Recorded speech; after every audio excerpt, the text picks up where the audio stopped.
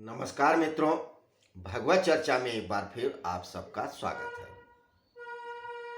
हम लोग भगवत गीता के 12वें अध्याय भक्ति योग के आखिरी पायदान पे पहुंच चुके हैं। आज हम लोग इस अध्याय के 20वें श्लोक पे चर्चा करेंगे। 19 श्लोकों तक चर्चा किया है। इस अध्याय में भगवान श्री कृष्ण ने भक्ति के बारे में विशिष्ट रूप से बताया है। ये हम लोग हर रोज बात बोलते हैं और सिर्फ इसलिए बोलते हैं ताकि स्मरण में रहे। और स्मरण में क्यों रहे? क्योंकि भक्ति शब्द भज से बना है। धातु रूप भज है। भज का मतलब स्मरण करना, बारंबार याद करना, और इसी भज से बना है भजन। तो भजन को क्या करते हैं? रोज रोज हम लोग कई बार स्मरण करते हैं, याद करते हैं, उसका उच्चारण करते हैं, चैटिंग करते हैं। तो हम लोग सिर्फ इसलिए स्मरण करते हैं कि इस अध्याय में भक्ति योग में 20 श्लोक हैं ताकि स्मरण रहे। भगवान ने ये शब्द बोले थे और इस विषय पे बोला था। अब रह गई बात भक्त की। भक्ति पे भी हम लोगों ने ये भी जाना कि भक्ति है परम प्रेम स्वरूपा। जब प्रेम अपने पूर्णत्व को प्राप्त हो जाता है तो वो भक्ति में तब्दील हो जाता है। उसके पहले तक श्रद्धा हो सकती है, आदर हो सकता है, सम्मान होता है किसी भी व्यक्ति के प्रति, किसी इष्ट के प्रति, ईश्वर के प्रति, लेकिन भक्ति कदापि नहीं होती। भक्ति प्रेम का चरमोत्कर्ष है।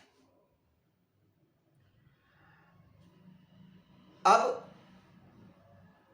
भक्ति के संदर्भ में उन्होंने जो बताया है भगवान श्री कृष्ण ने, उसमें उसके मूल भाव को बताया है, विस्तार से नहीं बताया है। अब कहेंगे क्यों? तो जानिए।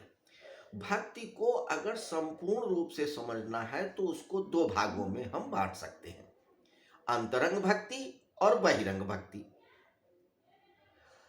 अंतरंग भक्ति है उसका वास्तविक स्वरूप जिससे वो बनी है, और बहिरंग भक्ति है वह जो हमको दिखती है क्रियाकलाप।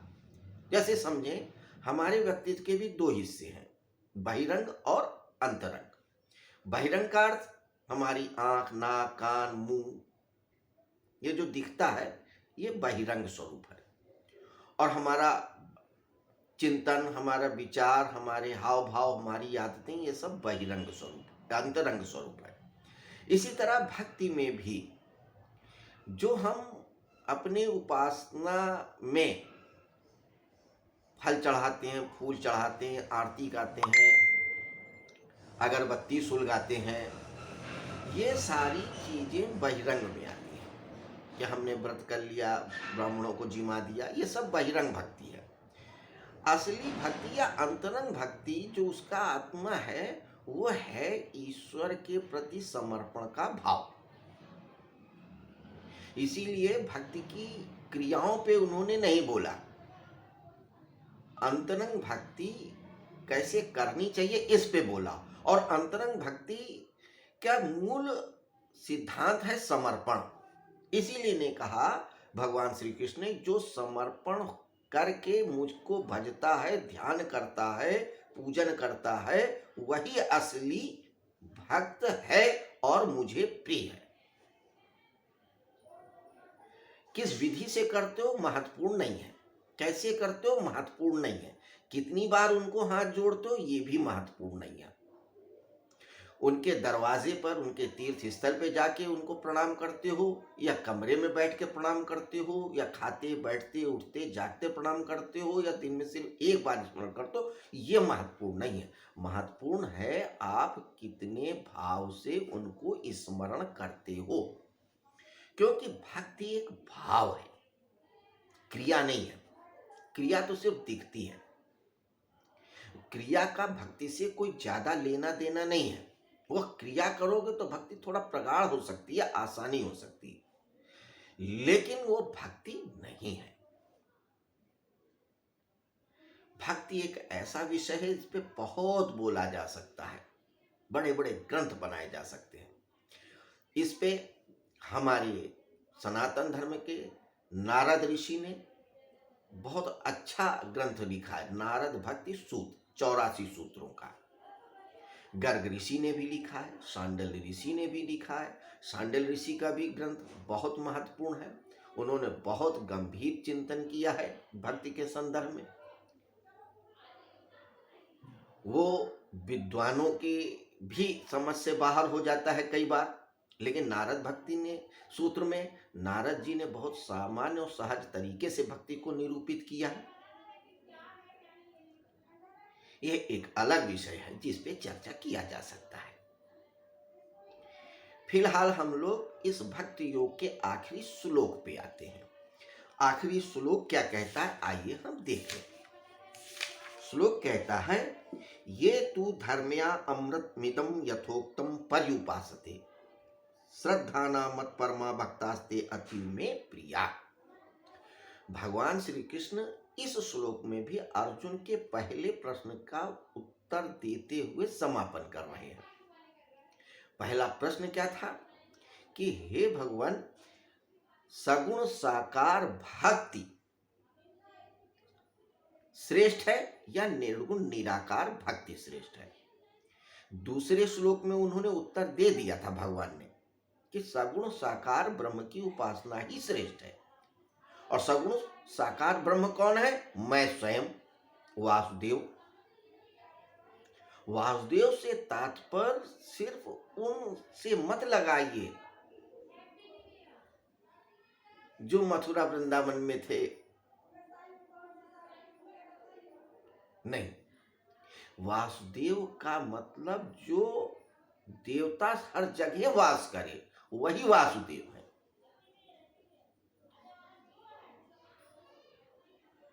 उन्हीं के पुत्र, पुत्र का अर्थ क्या मतलब? वो जानने वाले, उन्हीं का है, वही वासुदेव पुत्र है। तो आइए अब श्लोक के अर्थ पे आते हैं। कहते हैं, ये तु धर्मया अमृत मिदम यथोक्तम पर्युपासते। धर्मया अमृत मिदम, धर्ममय अमृत जैसा है। अर्थात दूसरे श्लोक से 20वें अध्याय के दूसरे श्लोक से 19वें श्लोक तक जो भी कहा है भगवान ने, वो सब धर्ममय है। धर्म और कुछ नहीं है।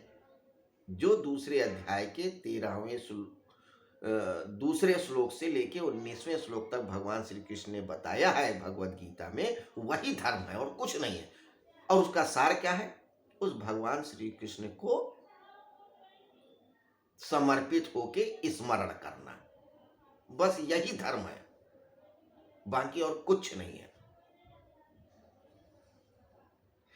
तो जो मेरे इस धर्ममय वचनों का, तो ये तो धर्म्या अमृतमिदम, तो ये धर्ममय अमृत स्वरूप वचन है।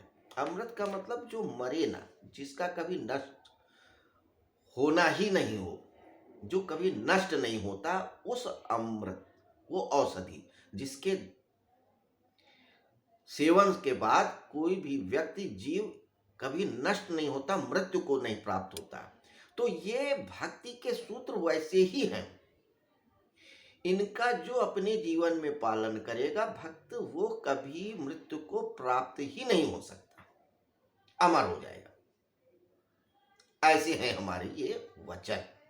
तो इस धर्म में अमृत स्वरूप वचनों का यथोक्तम पर्युपासते, उसी तरह से समझिए, उसी तरह से उसमें अपने मन से मत कोई एडिशन या डिलीशन करें।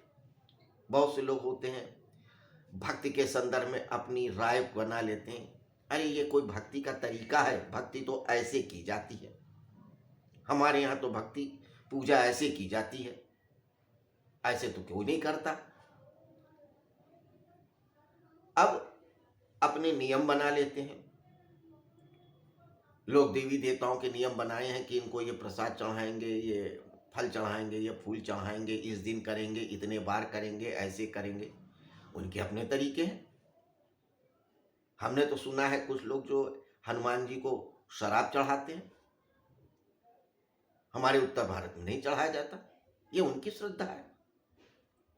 वहां पे हनुमान जी स्वीकार करते हैं, तो उसका कोई स्वरूप नहीं है, कोई तरीका नहीं है, वो एक अलग बात है। लेकिन जहां तक भगवान ने जो कहा है उसको उसी तरह से, अर्थात समर्पण पूरा हो,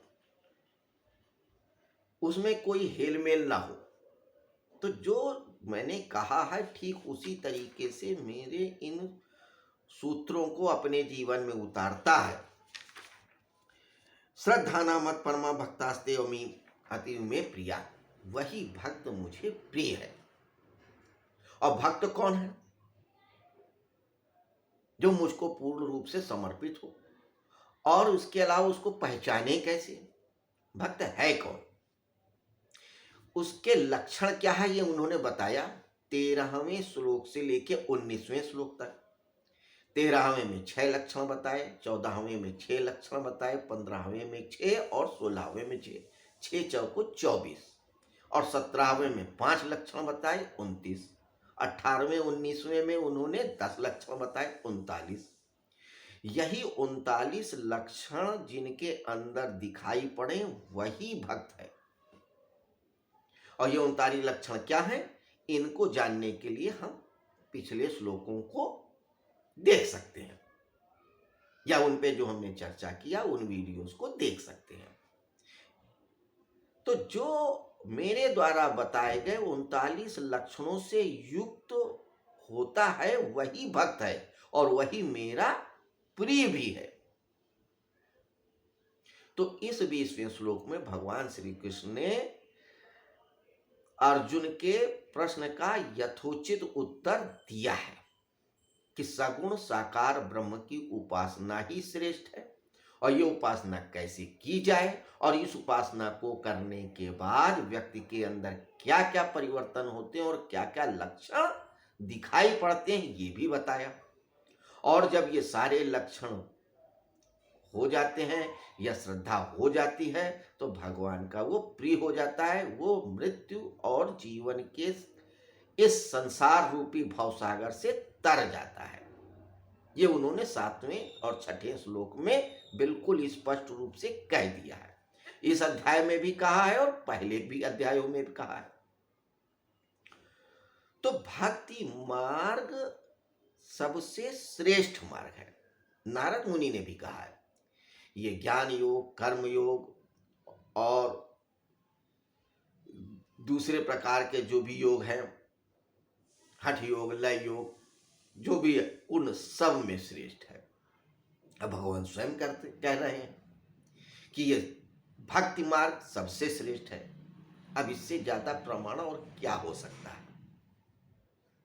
तो हम लोग जो भक्ति करते हैं ये सिर्फ बहिरंग भक्ति है, अंतरंग भक्ति नहीं है। अगर आप इसी तरीके से पूजा करते हो, किसी प्रसाद चढ़ा दिया, अगरबत्ती सुलगा दिया, भजन गा लिया, ढाल मजीरे पे थोड़ा सा नाच लिए, और आप सोच रहे हैं कि हम बड़े भक्त हैं, तो ये आपकी भूल है। अंतरंग भक्ति पे ध्यान दें, समर्पण पे ध्यान दें, भला होगा और आप भक्त भी बन जाएंगे और भगवान को भी प्राप्त कर लेंगे, सारी भोगों को भी प्राप्त करेंगे। क्योंकि भक्त भगवान और भोग अंतर नहीं है।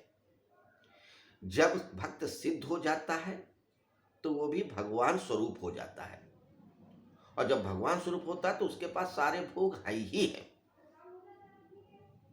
भक्त भोग भगवान, इसीलिए भारत में भक्तों को भी बहुत महत्व दिया गया है। मीरा हो, रसखान हो, नानक हो, रैदास हो, कोई भी, भक्तों को एक लंबी परंपरा है, बहुत लंबी फेरिस्त है। फिलहाल उन फेरिस्तों पे चर्चा करना हमारा विषय नहीं है। हम आज अब अपनी चर्चा यहीं समाप्त करते हैं। कल फिर मिलेंगे नए श्लोक के साथ, नए अध्याय के साथ। नमस्कार, शुभ रात